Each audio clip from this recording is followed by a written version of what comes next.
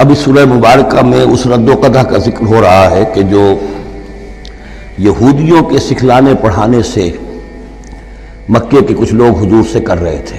اب تک جو گفتگو ہوئی ہے وہ خالص ان کی طرف سے تھی اور انہی کے ساتھ سارا مکالمہ تھا اور محاجہ تھا، لیکن جیسا کہ میں عرض کر چکا ہوں یہ صورتیں جو ہیں سورہ انعام اور سورہ اعراف یہ مکی دور کے آخری زمانے کی ہیں، اور ظاہر ہے کہ اس وقت تک چرچا پہنچ چکا تھا مدینہ منورہ میں بھی حضور کی رسالت اور نبوت کے دعوے کا، اور کان کھڑے ہو چکے تھے اہل کتاب کے یہود کے، تو وہیں سے بیٹھے ہوئے انہوں نے ریشہ دوانیاں کرنی شروع کر دی تھی۔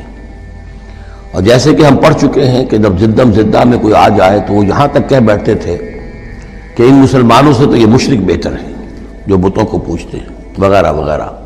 اسی طرح کی ایک بات وہ ہے جو یہاں کہی جا رہی ہے، وما قدر اللہ حق قدری، اور انہوں نے ہرگز قدر نہ کی اللہ کی جیسا کہ قدر کرنی چاہیے تھی۔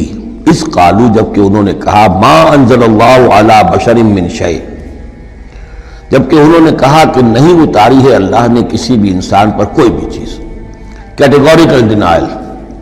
چونکہ یہ لوگ جو تھے مکے والے یہ کتابوں سے واقف نہیں تھے، تو یہود نے سب سے پہلے جو ان سے کہا وہ یہ ہے کہ یہ سب خیال ہے، وہم ہے، اللہ نے کبھی کوئی چیز اتاری ہی نہیں کسی پر۔ اب چونکہ یہ سوال آیا تھا ان کی طرف سے، لہذا جواب میں مشرکین مکہ سے خطاب نہیں کیا ہے، بلکہ براہ راست جن کی طرف سے یہ بات آئی تھی ان سے خطاب ہے۔ قل من انزل الکتاب الذی جاء بہ موسیٰ، ان سے پوچھئے کہ پھر کس نے اتاری تھی وہ کتاب جو موسیٰ لے کر آئے تھے؟ کیا وہ من گڑھت تھی موسیٰ کی؟